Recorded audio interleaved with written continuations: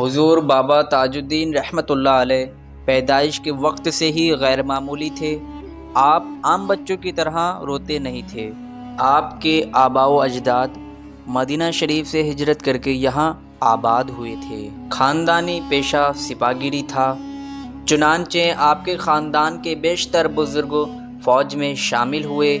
آپ کے والد محترم سید بدر الدین آپ کی ولادت کے 1 سال بعد رحلت فرما گئے، جبکہ والدہ محترمہ حضرت سیدہ بی بی اماں مریم صاحبہ بھی 8 سال بعد خالق حقیقی سے جا ملی۔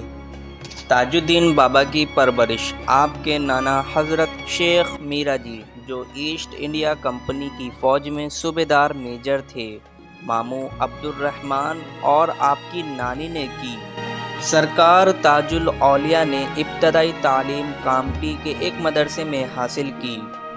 آپ ایک وقت مکتب میں موجود تھے کہ کامٹی میں سلسلہ قادریہ کے مشہور مجذوب بزرگ حضرت عبداللہ شاہ قادری کامٹی رحمۃ اللہ علیہ مکتب میں تشریف لائے اور تاج الدین بابا کی جانب اشارہ کرتے ہوئے معلم سے فرمایا کہ اس کو کیا پڑھا رہے ہو، یہ تو پڑھا پڑھایا آیا ہے۔ اتنا کہہ کر عبداللہ شاہ نے اپنی جھولی سے خرما نکال کر نصف خود کھایا اور بچا ہوا تاج الدین کے منہ میں رکھ کر کہا کہ کم کھاؤ، کم سو اور کم بولو اور قرآن شریف پڑھو۔ کہتے ہیں کہ خرما کھاتے ہی تاج الدین میں تبدیلی آ گئی اور ان کے اندر کی دنیا ہی بدل گئی۔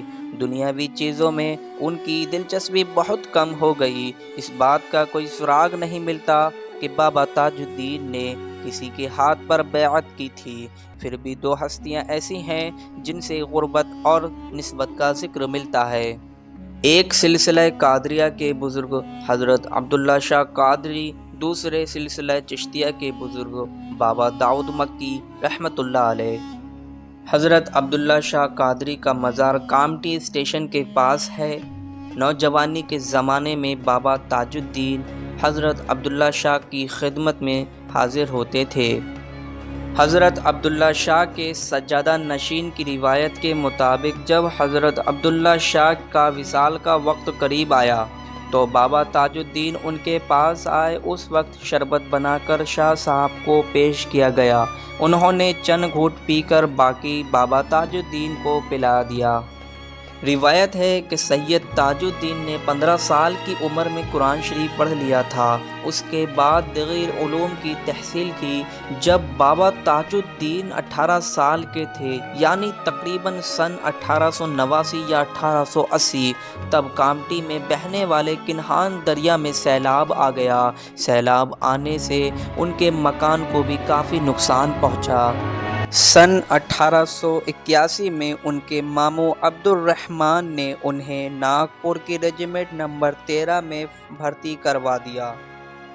فوج میں 3 سال ملازمت کے بعد انہیں ساگر یعنی مدھیہ پردیش جانا پڑا۔ ساگر مدراسی پلٹن کے خیمہ ملٹری کیمپ میں پہنچنے کے بعد دوران ملازمت وہیں ایک پیلی کوٹھی میں سلسلہ چشتیہ کے بزرگ حضرت داؤد مکی کی مزار پر تشریف لے جاتے۔ حضرت داؤد مکی حضرت خواجہ شمس الدین ترک پانی پتی کے خلیفہ تھے اور خواجہ شمس الدین ترک کو حضرت مخدوم علاء الدین علی احمد صابر کلیری سے خلافت ملی تھی اور سرکار صابر پاک کے پیر و مرشد حضرت بابا فرید گنج شکر رحمۃ اللہ علیہ اور بابا فرید کے پیر و مرشد حضرت خواجہ قطب الدین بختیار کاکی رحمۃ اللہ علیہ اور خواجہ قطب الدین کے پیر و مرشد حضور سرکار خواجہ ہند خواجہ غریب نواز رحمۃ اللہ علیہ۔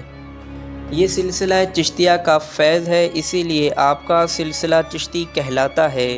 حضرت داؤد مکی اپنے مرشد کے حکم پر ساگر آئے اور یہیں وصال فرمایا۔ جب تاج الدین بابا فوجی ملازمت کے سلسلہ میں ساگر آئے تو آپ نے بابا داؤد مکی کے مزار پر تقریباً 2 سال ریاضت و مراقبے میں گزارے۔ روایت کے مطابق یہیں بابا تاج الدین کو چشتیہ نسبت اویسیہ طریقے پر منتقل ہوئی۔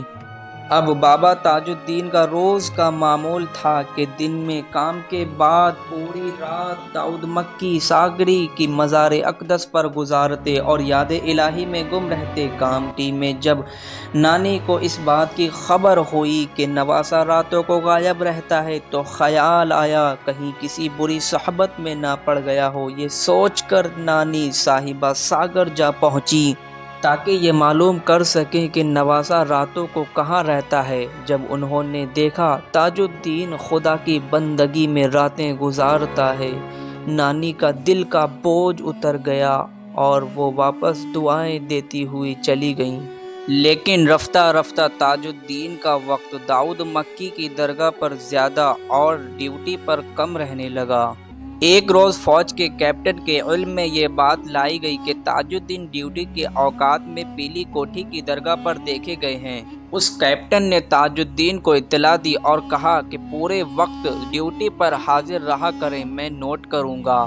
بابا تاج الدین کو ملٹری کیمپ میں اسلحہ خانے پر پہرا دینے کا کام سونپا گیا۔ ایک رات 2 بجے کے قریب فوج کا کیپٹن اچانک معائنے کے لیے آ گیا۔ اس نے دیکھا کہ بابا تاج الدین مستعدی سے ڈیوٹی دے رہے ہیں۔ کیپٹن انہیں دیکھ کر مطمئن روانہ ہو گیا۔ آدھے فرلان کے فاصلے پر ایک چھوٹی سی مسجد کے پاس سے گزر ہوا۔ مسجد کا صحن چاندنی رات میں صاف نظر آ رہا تھا۔ کیپٹن نے دیکھا کہ وہ جس سپاہی کو پہرا دیتے دیکھ کر آئے ہیں وہ خشوع خضوع کے ساتھ مسجد کے صحن میں نماز ادا کر رہا ہے۔ سپاہی کو ڈیوٹی سے غفلت برتتے دیکھ کر اسے سخت غصہ آیا اور وہ واپس اسلحہ خانے آیا۔ اس کے قدموں کی آہٹ سن کر انگریزی کیپٹن پکارا، ہالٹ! انگریز کیپٹن سپاہی کو اپنی جگہ دیکھ کر سخت حیران ہوا اور کچھ کہے بغیر مسجد کا رخ کیا، اور وہاں جا کر وہ حیران رہ گیا کہ تاج الدین بابا اسی طرح محبت کے عالم میں مصروف عبادت تھے۔ وہ ایک بار پھر اسلحہ خانے تصدیق کے لیے گیا اور وہاں ڈیوٹی دیتے دیکھ کر اس نے قریب آ کر غور سے دیکھا کہ یہ وہی شخص ہے یا کوئی اور۔ اس نے بابا تاج الدین سے بات چیت کر کے اپنی پوری تسلی کر لی کہ ہاں وہی شخص ہے۔ دوسرے دن ایک افسر کے سامنے بابا تاج الدین کی پیشی ہوئی۔ کیپٹن نے رات کی واقعے کی چشمدید گواہی دی۔ بابا تاج الدین سے پوچھا گیا کہ تم ڈیوٹی چھوڑ کر عبادت کر رہے تھے یا بیک وقت ڈیوٹی بھی ادا کر رہے تھے اور عبادت بھی؟ آخر یہ بات سچ ہے تو صاف صاف بتاؤ کہ تم ایک وقت میں 2 کام کس طرح انجام دیتے ہو؟ تم جادوگر تو نہیں ہو؟ یہ سننا تھا کہ بابا تاج الدین کو جلال آ گیا۔ انہوں نے پیٹی، بندوق، وردی سمیت تمام سرکاری سامان لا کر انہوں نے افسر کی میز پر رکھ دیا۔ لو جی، اب ہم 2 نوکریاں نہیں کرتے جی، یہ کہہ کر بابا تاج الدین فوراً کمرے سے نکل گئے۔ ناگپور اور جبل پور کو ملنے والی شعرا کامٹی رام ٹیک سے ہو کر گزرتی ہے۔ یہاں سے بہت بڑا پہاڑی سلسلہ شروع ہو جاتا ہے۔ اسی کے گھنے جنگلوں میں قدم قدم پر خونخوار درندے گھومتے ہیں اور دنیا کے زہریلے ترین سانپ پائے جاتے ہیں۔ ملازمت سے سبق دوشی کے بعد بابا تاج الدین نے زیادہ تر وقت ناگپور سے متصل کے واقعی کے گھنے جنگلوں میں گزارا، جہاں قدم قدم پر خونخوار شیر اور جنگلی درندے رہتے تھے۔ اسی جنگل کے اژدہے بھی شہرت رکھتے تھے۔ وہاں تاج الدین بابا کئی برس تک بلا خوف و خطر ریاضت کی۔ کبھی کبھار ریاضت کے بعد آپ ستپورہ پہاڑ کی بلندیوں اور گھنے جنگلوں سے اتر کر بستی میں آ جاتے تھے۔ جذب و کیف کا یہ عالم ہوتا تھا کہ کچھ نہ کھاتے پیتے اور نہ اوڑھنے پہننے کا احساس بھی نہیں رہتا۔ تاج الدین بابا کی استعفا کی خبر فوج کے ذریعے ان کے گھر بھیجی گئی۔ نانی نے پھر ایک مرتبہ ساگر آ کر دیکھا تو بابا تاج الدین گلی کوچوں کی خاک چھانتے نظر آئے۔ نانی کو لگا کہ وہ پاگل ہو گئے ہیں اور وہ انہیں اپنے ساتھ کامٹی لے آئیں۔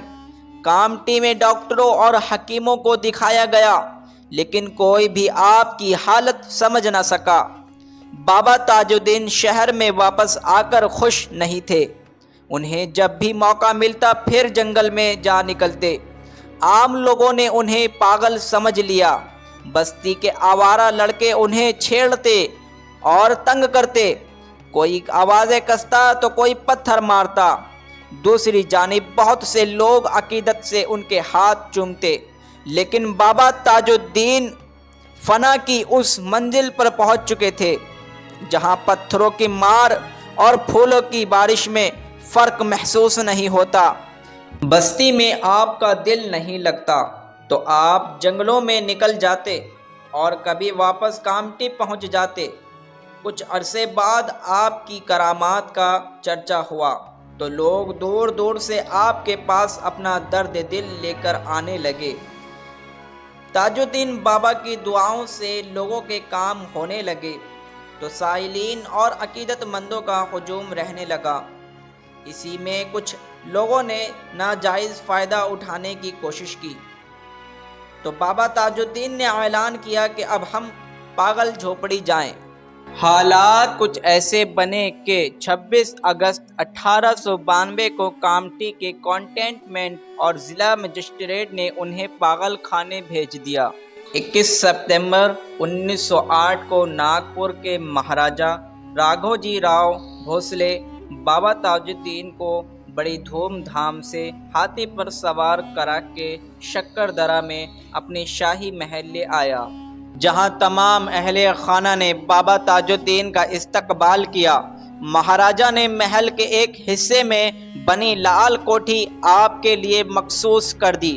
راجا خود صبح و شام ان کو حاضری دیتے تھے۔ لال کوٹھی میں بھی ہر وقت آپ لوگوں کا ہجوم لگا رہتا اور مہاراجا کی جانب سے ان عقیدت مندوں کے لیے دونوں وقت چائے اور کھانے کا اہتمام ہوتا۔ آج بھی یہ محل عوام کے لیے وقف ہے اور زائرین زیارت کے لیے دور دور سے آتے ہیں۔